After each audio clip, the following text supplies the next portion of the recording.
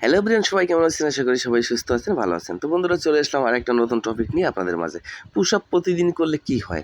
আজকের টপিকটা একদমই মিস করবেন না। ভিডিওটা লাস্ট পর্যন্ত দেখলে অনেক কিছুই বুঝতে পারবেন যে প্রতিদিন কেন পুশ আপ লাগাবেন না আপনি। তো যারা এক্সারসাইজ করেন তারা হয়তো প্রতিদিন অনেকেই পুশ আপ লাগান, অনেকেই লাগান না। তো বন্ধুরা, ভিডিওটা লাস্ট পর্যন্ত দেখবেন এবং চ্যানেলটা সাবস্ক্রাইব করতে ভুলবেন না। তো বন্ধুরা, চলে যাব আমরা ভিডিওতে। দেখেন, এখানে পুশ আপ লাগানো হচ্ছে। তো কী নিয়মে আপনি পুশ আপ লাগাবেন এবং প্রতিদিন পুশ আপ লাগানো যাবে না কেন? তো দেখেন বন্ধুরা, আমাদের প্রতিদিন যখন আমরা ব্যায়াম করি তখন কিন্তু আমরা একটা রুটিন নিয়ে ব্যায়াম করি।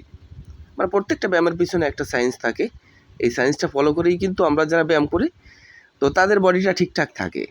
আর পুশ আপ কত প্রকার দেখেন। পুশ আপ কিন্তু অনেক প্রকারই হয়। এখানে দেখছেন এটা সিন্ধু push up, diamond push up, বিভিন্ন ধরনের পুশ আপ থাকে। তো এই বিভিন্ন ধরনের পুশ আপের কিন্তু বিভিন্ন ধরনের কাজ। তো এই কাজগুলো আপনাকে আগে বুঝতে হবে, তারপরে কিন্তু পুশ আপ লাগাতে হবে। একটা পুশ আপ দেওয়ার সময় কিন্তু অনেক সময় শোল্ডারে কাজ করে, অনেক সময় চেস্টে কাজ করে, অনেক সময় ট্রাইসেপ মাসলে কাজ করে। মানে পুশ আপের ধরন অনুযায়ী আমি কোন পুশ আপ দেবো সেই পুশ আপে আমার সেই জায়গার কাজ করবে। তো এই জন্য বলছি, পুশ আপটা লাগানোর আগে আপনাকে ভেবেচিন্তে পুশ আপটা লাগাতে হবে।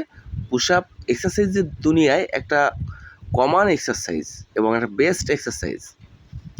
তো আপনি যদি পুশ আপ লাগানোর নিয়ম না জানেন তো আপনি পুশ আপ দিবেন না, মানে প্রতিদিন দিবেন না। এমনি মাঝে মাঝে দিতে পারেন, সেটা আলাদা বিষয়।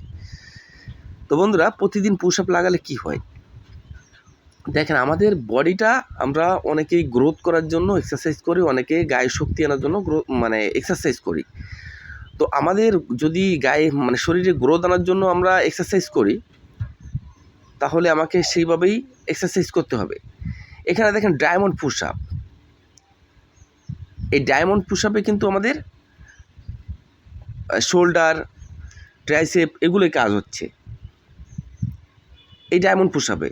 এরকম বিভিন্ন ধরনের পুশ আপ বিভিন্ন জায়গায় কাজ হয়। তো যাই হোক, যে কথা বলছিলাম, আমাদের শরীরে যে গ্রোথ করার জন্য আমরা এক্সারসাইজ করি, তো আমাদের এক্সারসাইজে আমাদের বলা আছে যে একই ব্যায়াম প্রতিদিন করা যাবে না।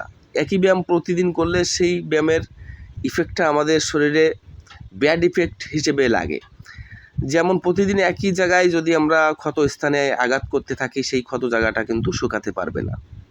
তেমনি করেই আমরা প্রতিদিন যদি চেস্টের ব্যায়াম করতে থাকি, প্রতিদিন যদি আমরা পুশ আপ দিতে থাকি, তাহলে কিন্তু আমাদের কখনো চেস্ট মাসল বুকের মাসল বাড়বে না। শুধু বুকের মাসল না, যে কোনো জায়গার মাসলই বাড়বে না শুধুমাত্র প্রতিদিন একই ব্যায়াম করলে।